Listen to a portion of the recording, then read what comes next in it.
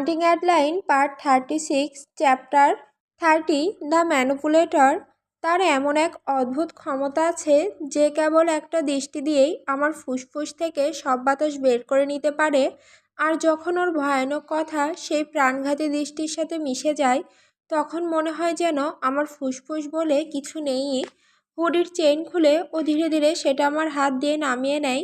কাপড়টা মাটিতে পড়ে যায়, সেই মাটিতে যেখানে আজ রাতে হাজারবার কাদামাখা জুতা চলাফেরা করেছে। এটা এক ধরনের নিষ্ঠুর রূপক মনে হয়। আমার কাপড়ের সাথে সাথে আজ রাতে আমার ত্বক আর আত্মাও দাগযুক্ত হবে। কেউ এখানে চলে আসতে পারে। আমি ফিসফিস করে বলি, গলায় থাকা ভয় ঘরের টান টান বাতাস ভেদ করতে পারে না। সে হাসে, একটা দুষ্টু হাসি যা বলে দেয় কেউ আসলেও ওর কোনো আপত্তি নেই। তোমার মনে হয় তারা কি করবে? সে জানতে চায়, আর ওর আঙুলের নরম স্পর্শে আমার শার্ট তুলতে থাকে। যেখানে সেখানে ও স্পর্শ করে সেখানে বিদ্যুতের মতো কাঁটা দিয়ে ওঠে। তাদের মনে হয় দেখতে ভালো লাগবে। ও জিজ্ঞাসা করে, তাদের কি মনে হয় ভালো লাগবে তোমার নগ্ন শরীরের প্রতিফলন সব আয়নায় দেখতে? অথবা যখন তুমি রঙিন হয়ে যাবে, যখন তুমি অনুভূতির চরম পর্যায়ে থাকবে, সেই রঙিন সময় তোমার দিকে তাকিয়ে থাকবে, যখন আমি তোমার ভিতর ভরে দিব যে তুমি আর নিতে পারবে না, তখন তোমার চোখ পেছনের দিকে ঘুরে যাবে, সেটাও তাদের ভালো লাগবে, তাই না? একটি তীব্র ভয় আমার হৃদয়ে ঢুকে যায়, হৃৎপিণ্ডকে অতিগতিতে পাম্প করতে বাধ্য করে। তবু আমার দেহ ওর কথার মতোই অন্ধকারে সাড়া দেয়। যেমনটাও বলেছিল, আমার ভ্যাজিনা স্পন্দিত হতে থাকে, ভিজে যেতে থাকে যতক্ষণ না সেটা একেবারে ভিজে টপটপ করতে থাকে। কোনো অচেনা মানুষ দেখে ফেললে কি আমি ঠিক থাকবো? মনে হয় না, কিন্তু ওর বর্ণনায় শুনে আমার মনে প্রশ্ন আসে, হয়তো আমি তবু ওকে সেটা করতে দিতাম। তুমি কি চাইছো অন্য মানুষ আমাকে নগ্ন অবস্থায় দেখুক? আমি নিঃশ্বাস নিতে জিজ্ঞাসা করি যখন আমার শার্ট কালো মেঝেতে পড়তে থাকে। ওর আঙুলগুলো আমার মেরুদণ্ড বরাবর ধীরে ইচ্ছাকৃতভাবে উঠে যায়, যেন আগুনের মতো আমার ত্বকে পুড়িয়ে দেয়। না, ও আমার কানে ফিসফিস করে। আমি আয়নার মধ্যে দিয়ে দেখি ওর চোখ আমার বুকের দিকে নেমে আসে। ব্রার ফিতা টানতে টানতে ত্বকে কামড় দিয়ে ধীরে আলগা হয়। কালো লেইসের কাপ পড়ে যায়, আমাকে পুরোপুরি উলঙ্গ করে দেয়। জানতে চাও আমি কি করতাম? সে জিজ্ঞাসা করে। আমি তাদের দেখতে দিতাম কিভাবে আমি তোমার দেহকে আমার করে নিচ্ছি। তারা দেখতো কিভাবে আমি তোমার প্রতিটি গর্তে ঢুকে পড়ছে, আর তোমার চোখে জল চলে আসছে তীব্র মাত্রায়। তারপর আমি তাদের মেরে ফেলতাম। তখনও আমি তাদের গলা কেটে দিতাম, কারণ তারা আমার জিনিসের দিকে তাকানোর সাহস দেখিয়েছিল। আমার ভেতরের ভয় সূচের মতো তীক্ষ্ণ হয়ে ওঠে। আমার বাকি থাকা সামান্য মানসিক স্থিতি ফাটিয়ে দেওয়ার জন্য প্রস্তুত হয়। তুমি মানসিকভাবে পাগল। আমি হেঁচকি তুলি। এইবার সে হাসে। সেই অন্ধকার গর্জন সরাসরি আমার থাইয়ের মধ্যে নেমে যায়। তুমি একদিন এটা ভালোবাসতে শিখবে, সে মনোযোগ সরিয়ে নিয়ে বলে। ওর হাত আমার সমতল পেট বেয়ে উপরের দিকে উঠতে থাকে। সে একটা দানব ভেতর থেকে আর বাইরে থেকেও। তবু আমি টের পাই আমি ভিজে যাচ্ছি। শরীর কিভাবে একই সাথে ঘৃণা আর আকাঙ্ক্ষা অনুভব করতে পারে সেটা জানা উচিত নয়, কিন্তু মানব আবেগের জটিলতা ছাড়া আমরা হয়তো বাঁচতাম না। সে আমার বুক চেপে ধরে, প্রায় ব্যথা দেওয়ার মতো করে। আমি এগুলোও ফাঁক করব, সে প্রতিশ্রুতি দেয়। তারপর হাত নামিয়ে আমার জিন্সের বোতামে নিয়ে যায়। এক ঝটকায় ও চেইন খুলে দেয়, যেন কোনো ব্যাংক ডাকাত ধীরে ধীরে সোনা বের করছে। তুমি কি করছো অ্যাডি? বাজে কাজ, একদম বাজে। তবু আমি ওকে থামাই না। আমি ওকে জিন্স খুলতে দেই। আমি ওকে থামাই না যখন সে আমার পেটে স্লাইড করতে থাকে। সে প্রথমে আমার জুতা খুলে নেয়, তারপর জিন্স পুরোপুরি সরিয়ে ফেলে। এখন আমি কেবল কালো লেইসের থং পরে আছি। আমি ঢোক গিলে ফেলি যখন আয়নায় আমাদের প্রতিবিম্ব দেখি। ও এখনো পুরোপুরি পড়া। চোখ ঘুরিয়ে প্রতিটি আয়নায় আমাকে নগ্ন অবস্থায় দেখে নিচ্ছে, যেন বুঝতে পারছে না কোন আয়নাতে চোখ স্থির করবে। আমার লজ্জা হয় নিজেকে ঢাকার কথা ভেবে, কিন্তু নিজেকে লুকানো যেন নগ্ন থাকার থেকে বেশি লজ্জার। তোমাকেও কাপড় খুলতে হবে, আমি জোর দিয়ে বলি। আমি একা একা নগ্ন হয়ে থাকতে রাজি না। অবশেষে সে আমার পেছন থেকে বেরিয়ে সামনে আসে। ওর মিসম্যাচ চোখে তাকানো কষ্টকর। আয়না ছাড়া সরাসরি চোখে তাকানোই এই মুহূর্তটা বাস্তব হয়ে ওঠে। প্রথমবারের মতো জেডের সাথে এই মুহূর্তটা স্বেচ্ছায় ঘটছে বলে মনে হচ্ছে। আমি নিশ্চিত নই আমি সেটা চাই কি না, কিন্তু সেই চিন্তার কি মানে এটা স্বেচ্ছাই না হোক এমন চাওয়ার।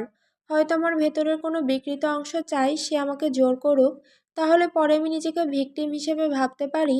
এমন ভাবতে পারি যে আমি ওকে ভেতরে পাওয়ার জন্য উন্মুখ নই।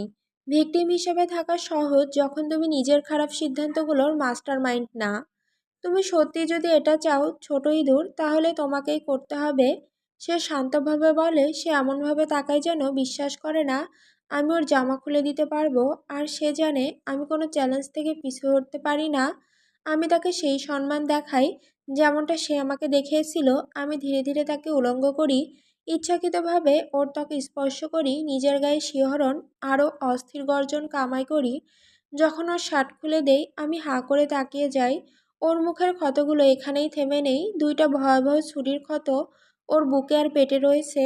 ক্ষতগুলোর জায়গা ফুলে আছে, ত্বক টান টান বাদামি ত্বকের মধ্যে গোলাপি দাগ হয়ে আছে। এখনো সেই ক্ষতগুলো ওকে ব্যথা দেয়। আমি যখন আঙুল দিয়ে সেই ক্ষতের উপর টেনে দেই, ও দম নিয়ে দাঁত বের করে। এটা শারীরিক ব্যথা নয়, ক্ষতগুলো বহু আগে শুকিয়েছে, কিন্তু এগুলো বরফের পাহাড়ের মতো বাইরে থেকে স্পষ্ট, কিন্তু ভেতরে বিশাল ও ভয়ঙ্কর কিছু লুকিয়ে আছে যা কাউকে ডুবিয়ে নিয়ে যেতে পারে টাইটানিকের মতো। এই ক্ষতগুলো ওকে ভেতর থেকে কষ্ট দেয়, আর আমি জানতে চাই কিভাবে এগুলো হয়েছে। যেখানে ক্ষত নেই সেখানে দারুণ ট্যাটু, একটি ড্রাগনের শরীরে বেয়ে উঠছে, বুকে ছড়িয়ে পড়েছে, মুখ থেকে আগুন বের হচ্ছে, আর জেডের কাঁধ বেয়ে নেমে যাচ্ছে। অন্য পাশে এক মৎস্যকন্যা নগ্ন পিঠের ওপর থেকে তাকিয়ে আছে। আয়নার কারণে আমি ওর পুরো দেহের অন্য সব ট্যাটু দেখতে পারি। দুই হাতে পিঠ জুড়ে সবই দারুণভাবে আঁকা। তুমি তোমার কোনো ক্ষতের উপর ট্যাটু করনি? আমি নরম স্বরে বলি। ড্রাগনের মুখে আঙুল বুলিয়ে দেই, বরং ট্যাটুগুলোই ইচ্ছাকৃতভাবে ক্ষতের জায়গায় এড়িয়ে চলে গেছে।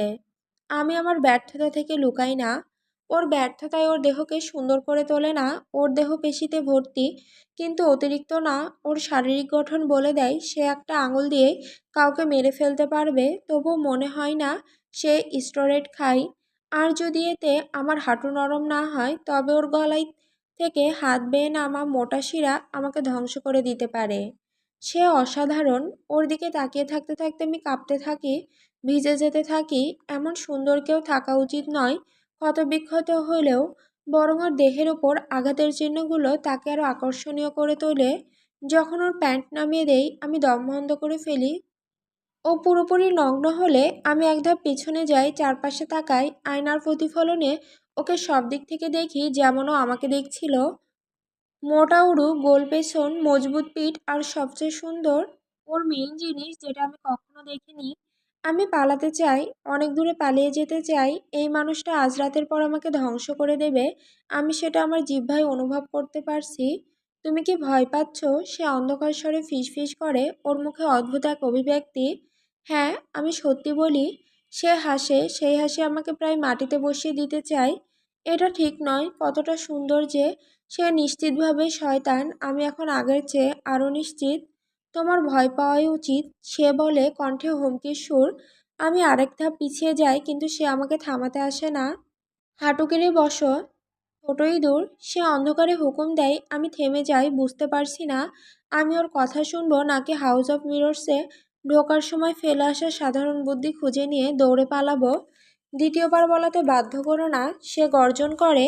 ওর মুখ ভয়াবহ গম্ভীরতায় নেমে আসে। ও চোয়াল নিচে নামিয়ে আমার দিকে নিচ থেকে চোখ বুজে তাকায়। ওর চোখের সে বিপদ সংকেত আমাকে ভয় পাইয়ে দেয়, আর সাথে সাথে আমার রস উরু দিয়ে গড়িয়ে পড়ে। আমি চাই না তুমি আমাকে কিছু বলো, আমি ধীরে ধীরে বলি। এক মুহূর্তের জন্য বিভ্রান্তি ওর চোখে ভেসে ওঠে, আর আমি তখনই ওকে ঠিক কী বোঝাতে চাই সেটা দেখাই। আমি ঘুরে দাঁড়িয়ে দৌড়াতে শুরু করি, কিন্তু সে খুব দ্রুত। ওর হাত হঠাৎ আমার চুল ধরে ফেলে, আমাকে পেছনে টেনে আনে। একটা তীক্ষ্ণ হাঁচি ওঠে আমার মুখ দিয়ে, আর আমি ওজনহীন হয়ে যাই। ও আমার দেহ এমনভাবে ঘুরিয়ে নেয় যাতে আমি হাঁটুতে ব্যথা পেয়ে মাটিতে পড়ে যাই, যেমনটা আমরা দুজনেই চাইছিলাম। তুমি কি পছন্দ করো যখন আমি তোমাকে জোর করি? সে গর্জন করে, আমার মাথা পেছনে টেনে ধরে যাতে আমি ওর দিকে তাকিয়ে থাকতে বাধ্য হই। তুমি খারাপ মেয়ে হতে পছন্দ করো, তাই না? আমাকে অবাধ্য হতে ভালোবাসো, কারণ তুমি ভালোবাসো যখন আমি তোমাকে ভয় পাইয়ে দেই।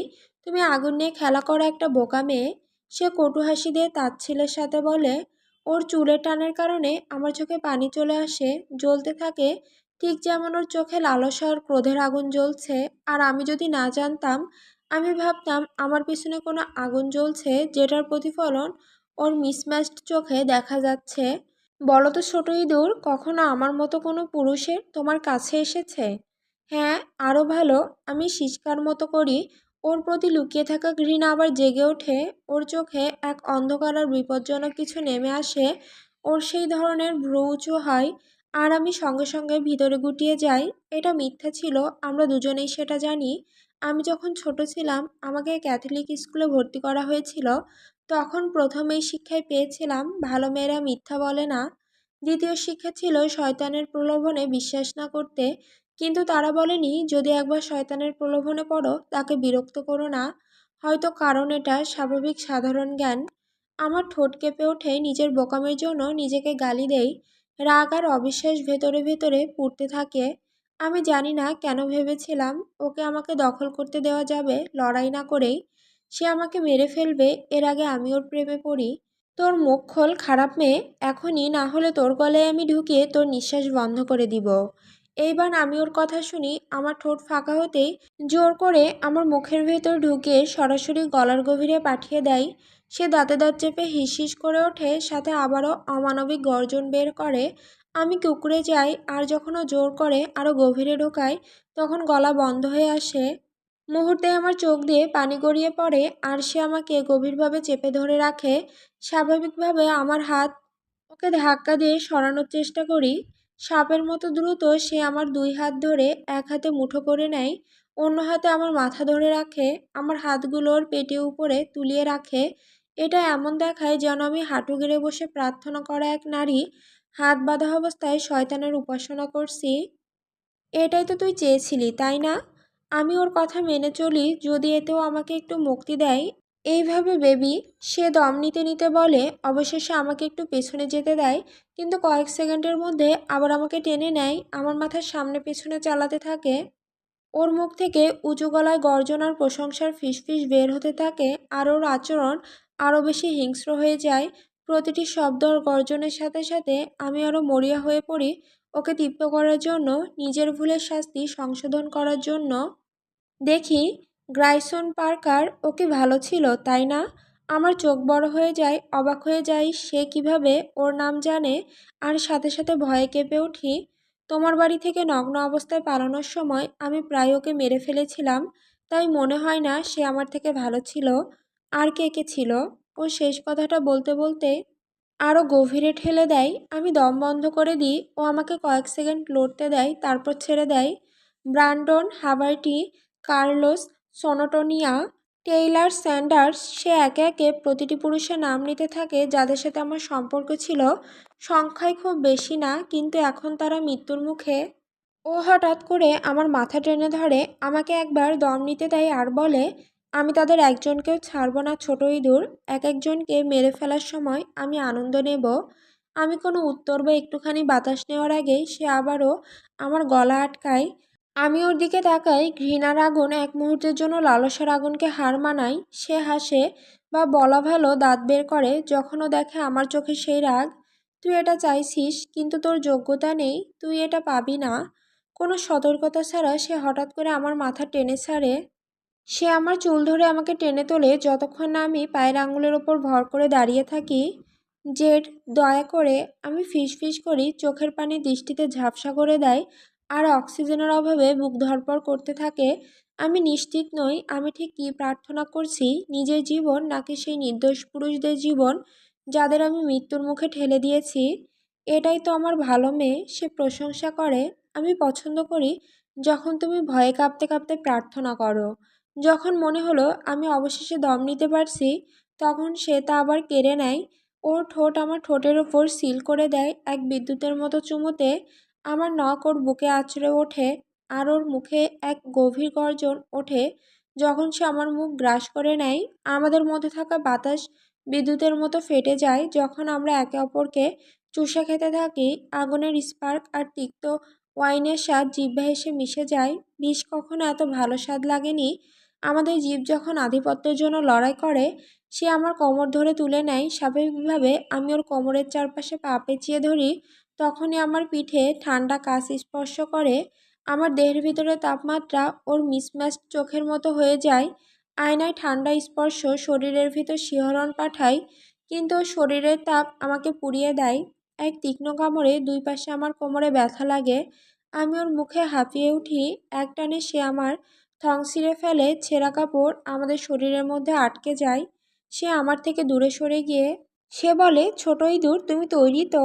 আমি মুখ খুলে তর্ক করতে যাচ্ছিলাম, বলতে যাচ্ছিলাম তুমি ঢুকিয়ে দাও, কিন্তু ওর মুখের দৃষ্টি আমাকে স্তব্ধ করে দেয়।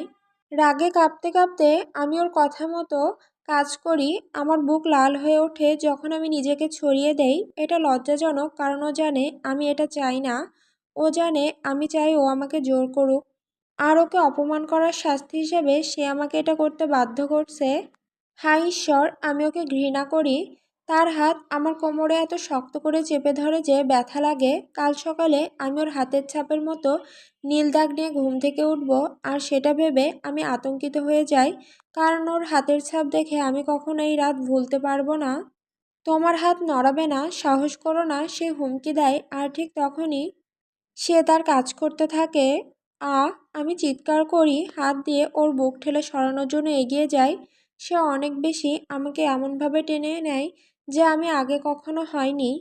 আমার চোখ গোল গোল হয়ে যায়, আমি যন্ত্রণায় কেঁদে ফেলি। থামো, ফিট হচ্ছে না, আমি হাঁপাতে হাঁপাতে বলি। আহারে বেচারা ছোট ইঁদুর, সে তাচ্ছিল্যের হাসি দিয়ে বলে, গলায় খামচা ধরা কণ্ঠ, হয়তো একদিন আমি তোমাকে কাচের মতো যত্ন করে ভালোবাসা দেখাবো, কিন্তু তুমি খারাপ মেয়ে ছিলে, তাই না? আমি কোনো উত্তর না দিলে সে আমাকে ওর ওপর আরো জোরে নামিয়ে আনে। আরেকটা কষ্টের গঙানি বেরিয়ে আসে আমার মুখ থেকে। হয়নি, সে চিৎকার করে। হ্যাঁ, আমি শ্বাসকষ্টে চিৎকার করে উঠি। এই অনধিকার প্রবেশের বিরুদ্ধে চোখ বন্ধ করে রাখি। এখন তুমি ভালো মেয়ে হবে তো? হ্যাঁ, আমি অসহায়ভাবে কেঁদে ফেলি। ব্যথা এখন এমন কিছুতে রূপ নিচ্ছে যা আরও তীব্র, আরও শ্বাসরুদ্ধকর। সে বেরিয়ে আসে আর ধীরে ধীরে আবার ঢুকে যায়। এবার তুলনামূলক নরম, কিন্তু রাগ কম নয়। মনে হচ্ছে আমার শরীর অবশ হয়ে যাচ্ছে। আয়নার দিকে তাকাও, সে রুক্ষ স্বরে হুকুম দেয়। ভীষণ কষ্ট করে আমি চোখ খুলি। চারপাশে ডজন ডজন আয়নায় তাকায়। প্রতিটি কোণ থেকে আমরা নিজেদের দেখতে পাচ্ছি। এটা সহ্য করা কঠিন, দেখা কিভাবে সে আমাকে নিজের করে নিচ্ছে। আমার গাল পর্যন্ত লাল হয়ে আছে, আমার চোখ আধা বন্ধ, মুখে অবিশ্বাস্য সুখের ছাপ। ও মাথা ঘুরিয়ে নেয় আর আয়নার একটিতে আমাদের চোখের দৃষ্টি মিলে যায়। আমার হৃদয় হু হু করে ওঠে। আমি চোখ ফিরিয়ে নেই। চারপাশের আয়নায় দেখি ওর চোখ আমার দিকে তাকিয়ে আছে। এটি জীবনে অনুভূত সবচেয়ে তীব্র অনুভূতি। যেমন মনে হয় কেউ আমাকে দেখছে, সেই অনুভূতিকে এক ডজন দিয়ে গুণ করলে যেমন হয়। আমার চোখ আবার ওর চোখে আটকে যায়, আর ধীরে ধীরে ওর মুখে হাসি ছড়িয়ে পড়ে। সে কাছে আসে, ওর ঠোঁট আমার ঠোঁট ছুঁয়ে যায়। যখন সে দেখে আমি ধীরে ধীরে ভেঙে পড়ছি, আরও হাসছে। বলো ছোট ইঁদুর, কখনো আমার মতো কারো কাছে গিয়েছো তুমি? আমি ঠোঁট কামড়ে মাথা নাড়ি, চোখ পেছনে চলে যাওয়ার ইচ্ছা দমন করি। সে আমাদের অবস্থান ঠিক করে নেয়। হায় ঈশ্বর, আমি কাতরাই। এবার আমি মাথা পেছনে আয়নার ওপর ঠেস দিয়ে ফেলি, চোখ ঘুরে যায়। ঠিক তাই বেবি, আমি হচ্ছি তোমার ঈশ্বর, সে গর্জন করে। তারপর ওর দাঁত আমার গলায় বসিয়ে দেয়। আমার পেট শক্ত হয়ে আসে। মনে হচ্ছে আমার পেটের ভেতরে রেগে থাকা প্রোসাডাইন এক বিধ্বংসী সুনামি তৈরি করছে যা আমাকে শেষ করে দেবে। আয়নাটা কাঁপতে থাকে, সে আমাকে শক্ত করে ধরে রাখে। মনে হচ্ছে কোনো মুহূর্তে ভেঙে যাবে, কিন্তু তাতে আমার কোনো খেয়াল নেই। জেড, দয়া করে, আমি মিনতি করি চোখ পাকা হয়ে আসে আনন্দে। আমার ছোট ইঁদুর কি চাইছে? সে বলে, ওর গলাতে শ্বাসকষ্ট শোনা যায়।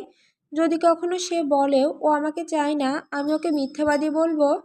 কিন্তু জেডের ব্যাপারই এই যে ও কখনো লুকায়নি ও আমাকে কতটা চায়। কখনো মিষ্টি করে বলেনি, বরং স্পষ্ট করে দিয়েছে ও আমাকে তীব্রভাবে চায়। হ্যাঁ, আমি কাতরাই। সে হঠাৎ পেছনে আসে আর আমি রাগে চিৎকার করি। মাটিতে মুষ্টি মেরে আঘাত করি। দ্বিতীয়বার অস্বীকার করার কারণে রাগে আমার শরীর কাঁপতে থাকে। সে আমার লড়াই দেখে হাসে। তুমি একটা হারামি। সে আমার কথার মাঝখানে আবার আমাকে কাছে টেনে নেয়। সে আমার চুল ধরে টেনে পেছনে নেয়, আমাকে আয়নার দিকে তাকাতে বাধ্য করে যাতে আমি সমস্তটাই দেখতে পাই। তুমি কি আমার ভালো মেয়ে হয়েছ? আরেকবার কাপা মাথা নাড়ার। তাহলে বলো অ্যাডলাইন। ওর কণ্ঠে পুরো নাম শুনে আমি আরও শক্ত হয়ে আসি। আমি তোমার ভালো মেয়ে। আমি শ্বাসরুদ্ধ হয়ে বলি, এত দূরে চলে গেছি যে এখন শুধুই কামনা ছাড়া আর কিছু অনুভব করতে পারছি না। আজকের রাতটা শুধু প্র্যাকটিস, কিন্তু আমি কথা দিচ্ছি ছোট ইঁদুর, একদিন এই শরীরে আমার সন্তান থাকবে। সে দাঁতে দাঁত চেপে গর্জায়, আমার চোখ ঝাপসা হয়ে যায়, চোখ ঘুরে আসে, আর সেই সুনামির ঢেউ অবশেষে আছড়ে পড়ে।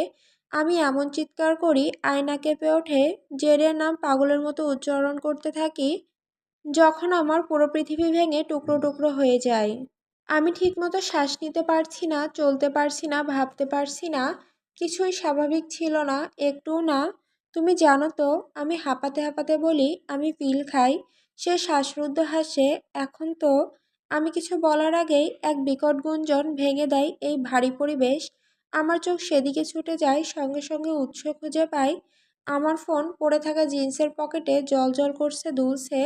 বালের ব্যাপার, দায়া। আমি উঠে ফোনের দিকে দৌড়াই। ওর থেকে বেরিয়ে আসার সময় দাঁত কামড়ে ধরি, কম্পিত আঙুল দিয়ে সবুজ বাটন চাপি। হ্যালো, আমি উত্তর দেই। গলার কণ্ঠ শুনে নিজের অস্থিরতা টের পাই। তুই কোথায়? ও চিৎকার করে, ওর গলাতেও রাগ আর আতঙ্ক। আমি রাস্তা ভুলে গিয়েছিলাম আর নেটওয়ার্ক সমস্যা হচ্ছিল। আমি মিথ্যা বলি। কি হয়েছে বলতে পারি না। জেটকে উপেক্ষা করে জামা পরতে শুরু করি। কানে চিৎকার শুনতে শুনতে, পার্ক বন্ধ হয়ে গেছে অ্যাডি, আমাকে বের করে দিয়েছে আর বলেছে হাউস অফ মিরর্স খালি করা হয়েছে। সেই বোকা সিকিউরিটি গার্ড বিশ্বাস করেনি যে তুই বাইরে আসিসনি। আমি মরে যাচ্ছি চিন্তায়। আমি জুতো পরে নিচ্ছি, তখনই পেছন থেকে একটা চাপা শালা শোনা যায়, দৃষ্টি আকর্ষণ করে। জেডের ফোনের দিকে তাকিয়ে আছে, মুখে কঠোর অভিব্যক্তি। ওর পরনে শুধু কালো বুট আর খোলা জিন্স, যা নিচে নেমে গিয়ে ওর শরীরের ভি আকৃতির রূপ দেখাচ্ছে। দায়ার রাগে চিৎকার পেছনে ফিকে হয়ে যায় যখন আমি তাকিয়ে থাকি। ওর ফোনের আলো ওর গায়ের মসৃণ চামড়ায় খেলা করছে। দাগ আর কালো টাটু ওকে আরো হিংস্র দেখাচ্ছে। ওর হাত আর বাহুর শিরাগুলো ফুলে উঠছে। আর ঈশ্বরের কসম, আমি যদি আয়নার উপর ঠেস দিয়ে না থাকতাম তাহলে পড়ে যেতাম। এই দাগ কঠিন দেহ আমাকে ভোগ করছে আর একদিন সন্তান ধারণ করার শপথ করেছে। আমি নিঃশ্বাস নিতে পারছি না। অ্যাডি, আমি শপথ। আমি এখনই বের হচ্ছি দায়া। আমি খুব দুঃখিত।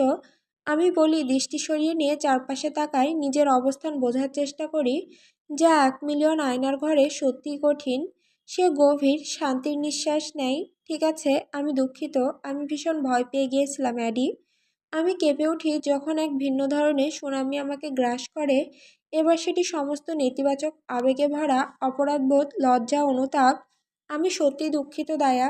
কিছুক্ষণের মধ্যেই দেখা হবে। আমি ফোন কেটে দেই এবং সাথে সাথেই যেদিকে যাওয়ার কথা মনে করি সেদিকে হাঁটতে শুরু করি। ভুল দিক ছোট ইঁদুর, আমাকে অনুসরণ করো। জেড বলে, ওর গভীর তীক্ষ্ণ কণ্ঠে। আমার শরীর টান টান হয়ে যায়, কাঁধ কান পর্যন্ত উঠে যায়। ওর কাপড় পরা শেষ আর উল্টো দিকে হাঁটতে শুরু করে। আমি কঠিন মুখে ঘুরে গিয়ে ওর পেছনে হাঁটি। কিভাবে ও জানে আমি কোন দিক যেতে হবে তা নিয়ে কোনো প্রশ্ন করি না, কোনো মাথা ঘামাই না, যতক্ষণ না ও আমাকে এখান থেকে বের করে নিয়ে যাচ্ছে। 15 মিনিট টান টান উত্তেজনার পর আমরা বের হওয়ার দরজা খুঁজে পাই। আর আমি দৌড়ে বেরিয়ে আসি। ঠান্ডা বাতাসে গরম মুখ কিছুটা শান্ত হয়। মেলা এখন একদম আলাদা লাগছে। পুরো মাঠ ফাঁকা, কোথাও কোনো মানুষের চিহ্ন নেই, কোনো আলো নেই। আমরা কতক্ষণ ওখানে ছিলাম? আমি সময় দেখি আর চোখ বড় হয়ে যায়। রাত 12টা 30। 2 ঘন্টা। আমি 2 ঘন্টা ধরে ওখানে আছি। হ্যাঁ, অর্ধেকটা আয়নার ভেতর বের হতে লেগেছে। কিন্তু তবুও স্বাভাবিক মানুষ কি এতক্ষণ ধরে করতে পারে? জেড আমার পেছনে কোথাও আছে, তাই আমি কাঁধের ওপর দিয়ে তাকিয়ে বলি, আমার পেছন পেছন বের হবে না। দায়া অপেক্ষা করছে। আমি চাই না ও তোমাকে দেখুক। আমার গলার শীতলতা আমি নিজেই টের পাই। সেই 15 মিনিট বের হওয়ার রাস্তা খুঁজতে খুঁজতে একটিমাত্র চিন্তা মাথায় ঘুরছিল, আমি আবার ওকে করতে চাই। আর এটা আমাকে ভয় পাইয়ে দিচ্ছিল। এটা ছিল সেই বাস্তবতার ধাক্কা যা আমার দরকার ছিল। আমি কখনোই এটা হতে দেওয়া উচিত হয়নি। ঠিক তখনই আমি অনুভব করি ওর হাত আমার কবজিতে শক্ত করে চেপে ধরেছে, আর পর মুহূর্তে আমাকে ঘুরিয়ে নেয়। আমি ওর গায়ের উপর পড়ে যাচ্ছিলাম, কিন্তু আমাকে ধরে ফেলে, গলা পেছন থেকে শক্ত করে চেপে ধরে। আমি এমনিতে এক পাগল মেয়ের সাথে ডেটে দেরি করে ফেলেছি, ও সহজে বলে। আমার চোখ গোল হয়ে যায়, আর ও হাসে যখন ও আমার চোখের রাগ লক্ষ্য করে। হিংসা করো না ছোট ইঁদুর, এটা সত্যিকারের কোনো ডেট না। ও আমার পছন্দের পাগল টাইপ না। যদিও ও তুমি না। আমি ঠোঁট উল্টে বলি, আমি হিংসা করছি না, আমাকে ছেড়ে দাও। কঠিন গলায় বলি, নিজেকে ছাড়ানোর চেষ্টা করি। ও আমাকে নিজের দিকে টেনে নেয়, ওর ঠোঁট আমার ঠোঁটে ছুঁয়ে যায়, আরও গভীর দৃষ্টিতে আমার চোখের দিকে তাকিয়ে থাকে। ওটা কোনোদিন হবে না অ্যাডলাইন, আমি কোনোদিন তোমাকে ছেড়ে দেব না। ওর গলার কঠোরতা শুনে আমি জমে যাই। ও সত্যিই সিরিয়াস। ওর ঠোঁট আমার ঠোঁটে চেপে বসে যাওয়ার আগে কিছু বলার সুযোগ পাই না। আর কারণ এটা হবে শেষবার যখন আমি এই মানুষটিকে আমাকে স্পর্শ করতে দিচ্ছি। আমি ওকে ফিরিয়ে দেই সমানভাবে। আমি ওর হুডির কলার আঁকড়ে ধরি, ওর নিচের ঠোঁট দাঁতের মাঝে নিয়ে কামড়ে দেই যতক্ষণ না ওর রক্তের স্বাদ আমার জিভে লাগে। ও গর্জন করে এবং আমাকে পুরোপুরি গ্রাস করে নেয়। ওর মুখে এখন আমার শরীরের স্বাদ। তারপর হঠাৎ করেও আমাকে ছেড়ে দেয় হাঁপাতে হাঁপাতে। যাও, ও কঠিন গলায় আদেশ করে। আমি দেরি করি না, আমি হোঁচট খেতে খেতে দৌড়ে মাঠ থেকে বেরিয়ে আসি, গিয়ে পড়ি আমার গাড়ির কাছে, যা একমাত্র পার্কিংয়ে বাকি আছে।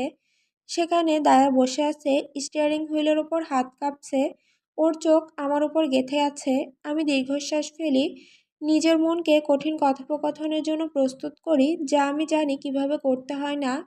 আমি আমার গল্পে অটল থাকব। আমি হারিয়ে গিয়েছিলাম, ব্যাস। আমি গাড়ির দরজা খুলে ভেতরে প্রায় লুটিয়ে পড়ি যখন ওর চোখে চোখ পড়ে। ও জ্বলন্ত সূর্যের মতো তাপ নিয়ে আমার দিকে তাকিয়ে থাকে। তুই কেন এভাবে দেখাচ্ছিস, আর কেন তোর গা থেকে তাজা সেক্সের গন্ধ আসছে বলতো? Diary, March 2, 1946। আমি আজ রোনাল্ডোকে বলেছিলাম যে আমি হয়তো জনের কাছে ডিভোর্স চাইব। ও এত খুশি হয়েছিল যে এক মুহূর্তের জন্য মনে হয়েছিল হয়তো ও আর আমি সত্যি একসাথে একটা ভবিষ্যৎ গড়তে পারবো। কিন্তু তারপর আমি ওকে বললাম আমি চাই ও ওর চাকরি ছেড়ে দিক। ও হঠাৎ চুপসে গেল, একদম ফুটো হয়ে যাওয়া বেলুনের মতো। ও বলল সেটা সম্ভব নাও হতে পারে। বলল ও নাকি ওর বসের সাথে এমনভাবে বাধা পড়ে আছে যে ও কখনোই সেখান থেকে বের হতে পারবে না। এটা নিয়ে আমাদের ঝগড়া বেঁধে গেল। আমি ওর অবস্থাটা বুঝি, কিন্তু আমি ওকে বললাম ও এত বিপজ্জনক কিছুতে জড়িত থাকলে আমরা সত্যিকারে একসাথে থাকতে পারবো না। ও কটাক্ষ করে বলল আমার স্বামীও নাকি তেমনই বিপদের সাথে জড়িত। আমি বুঝতেই পারিনি ও কি বলতে যাচ্ছিল। জনের জুয়া খেলার কথা, ওই ব্রেক ইনের ঘটনার পর থেকেই আমরা সেসব নিয়ে কোনো ঝামেলায় পড়িনি। তাই আমি ভেবেছিলাম জন হয়তো ওর আচরণ ঠিক করে নিয়েছে। যাই হোক, আমি আমার সিদ্ধান্তে অটল রইলাম। সেরা আর আমি একসাথে সব সামলে নেব। যদি তার মানে হয় একা মা হয়ে বাঁচা, তাহলে তাই হোক।